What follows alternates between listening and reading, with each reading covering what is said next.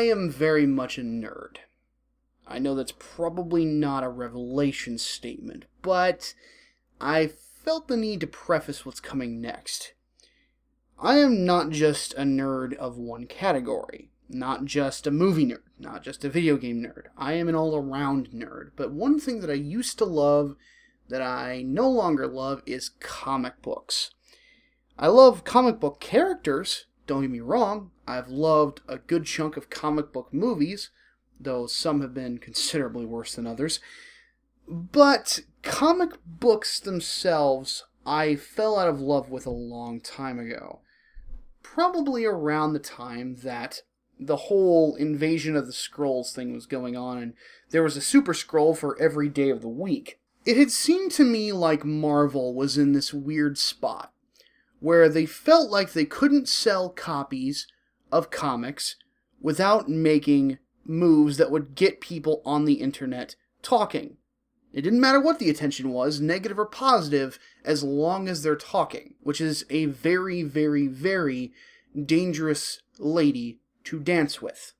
Because one minute you could be doing the tango, and you could be having a sexy good time, like something out of an Antonio Banderas movie, and then the next minute, she's pulled a stiletto out of her high heels, and then she's stabbing you right in the testicles with it. So, it's not exactly something that you necessarily want to adopt as an idea, because you could just as easily turn off your readers as you could turn them on to new ideas and fresh new stories.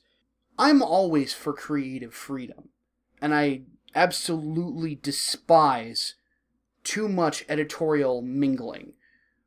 It's one reason that a lot of people are very soured on Joe Quesada. Joe Quesada did that with One More Day and J. Michael Straczynski, and nobody has ever forgiven him for it. Quesada seems to have taken the leash off in a lot of ways, and now it's starting to bite him in the ass. Because he's got multiple writers that are more interested in pushing an agenda than they are actually writing good stories. I'm going to show you a piece of a comic here.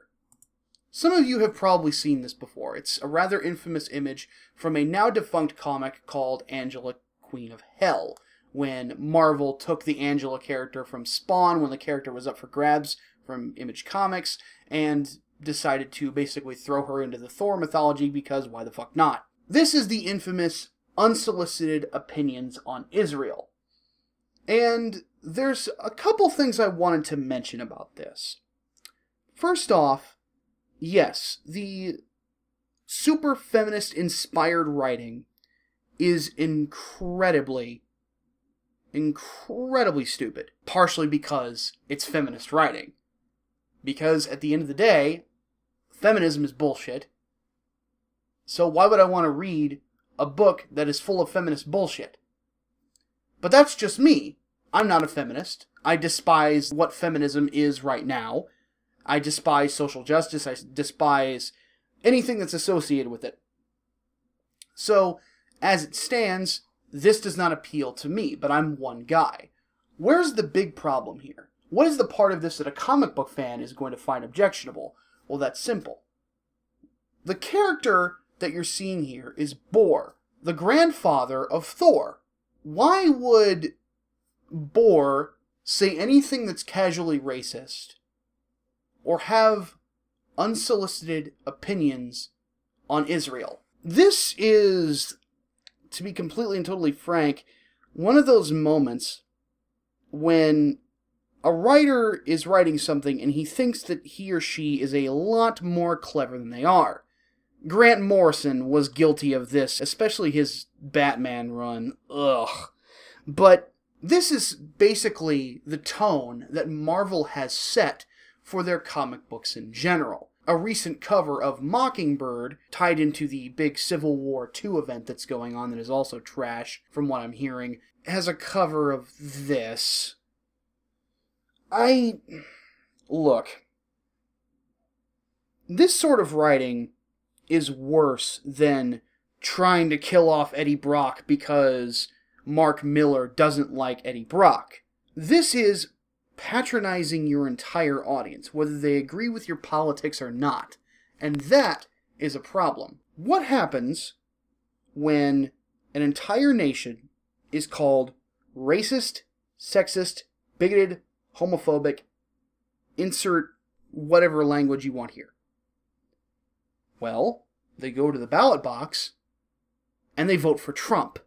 What happens when you tell nerds who have been reading comic books for years, who are perfectly fine with character changes and so on and so forth, as long as it's good, and you tell them, these people who have not complained, who have continued to buy your comics for years, that they are sexist, racist, bigot, homophobes, and you write the comics that they want to enjoy this badly?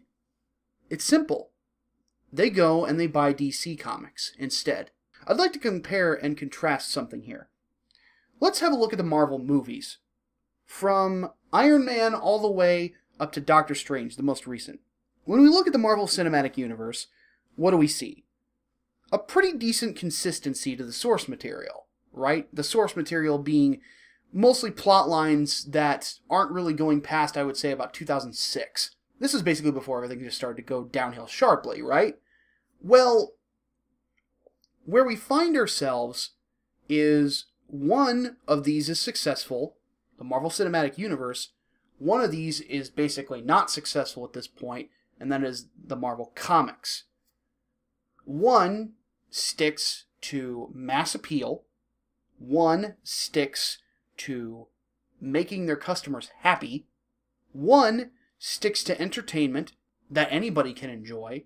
The other one sticks to feminist dogma, talking down to their readers as if Dan Slott, who probably hasn't been able to do a sit-up since 1977, so on and so forth. Are you getting the point here? Are you getting the picture?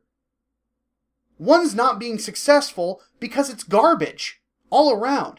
Garbage ideas, garbage writing, so on and so forth. It's not just about the agenda. That's a big part of it. It's also about the lack of overall quality. And the fans can see it. They can see that Marvel has been on a downturn, and even the shining parts of the stories are blotted out by this absolute darkness of agenda. And even if you try to point it out and say, well, if you don't want it, don't buy it, people are going to stop buying it because most people don't agree with this Long Island liberal bullshit. If they were into the sort of thing, they'd be buying your comics, but they're not. Marvel, you gotta look at this and finally say to yourselves, do I want to keep these writers on staff, or do I want to get really good writers to write these really neat characters with really neat backgrounds and make them interesting? Maybe I don't want Femme Thor, who is constantly doing girl power bullshit in her comics, because it doesn't really appeal to me because it's so badly written. Why don't we go back to scratch, bring in somebody like, I don't know, Michael Avon Oeming, who can, write Thor well? That's just one idea. But who am I? I'm just a guy, right? Just a guy not buying your comics anymore for a very damn good reason. My name is Micah Curtis. I'll see you next time.